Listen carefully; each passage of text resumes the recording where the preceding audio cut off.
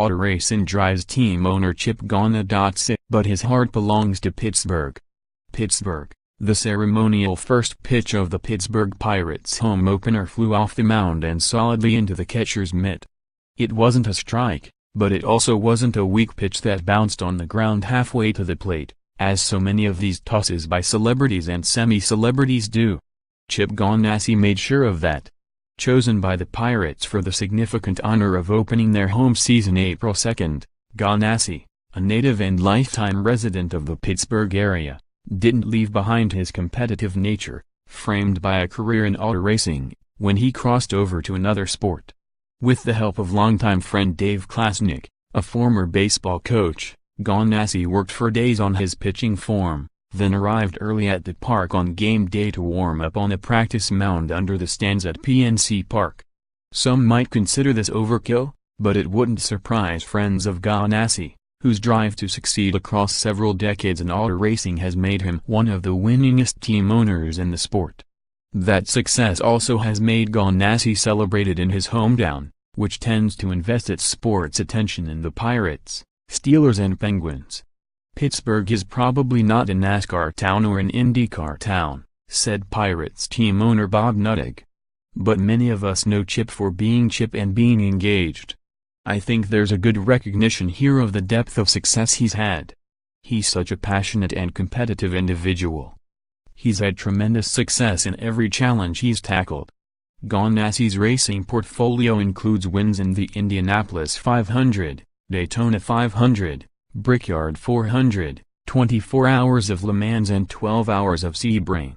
His teams have won 11 Verizon IndyCar Series championships and 7 sports car titles. The NASCAR Cup Championship is the only bare spot on his resume. His teams have scored 201 victories. Although Ganassi's NASCAR team is based near Charlotte and his IndyCar team is housed in Indianapolis, his office is near Pittsburgh and he lives in Fox Chapel, a Pittsburgh suburb. He grew up in the steel mill town of Monessen, south of Pittsburgh along the Monongahela River, and was deeply influenced by the blue-collar work ethic tied to the work hard, play hard dynamic endemic to mill villages.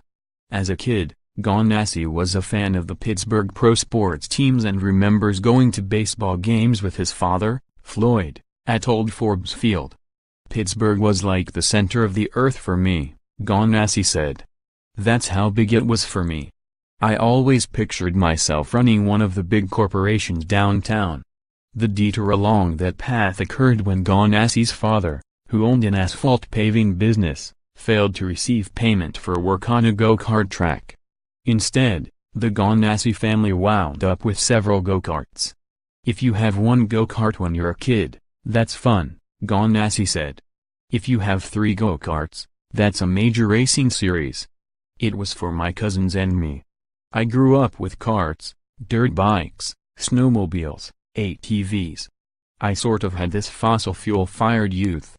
Ganassi raced dirt bikes locally but moved into race cars at 18.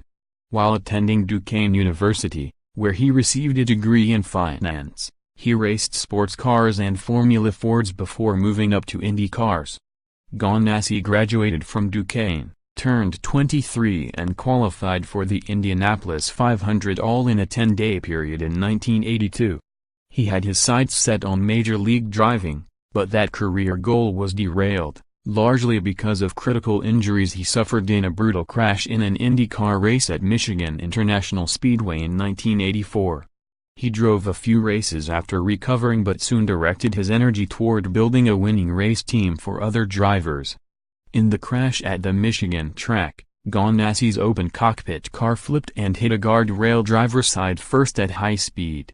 Friends remember Chip's father keeping the helmet, with a mark showing the crash impact, in his office as a constant reminder that it saved the driver's life. Ganassi could live virtually anywhere and could be closer to his team operations with a residence in Charlotte or Indianapolis, but Pittsburgh isn't always has been home. He runs the show from an office outside town. The phone is linked to his teams, sponsors, series officials and the private plane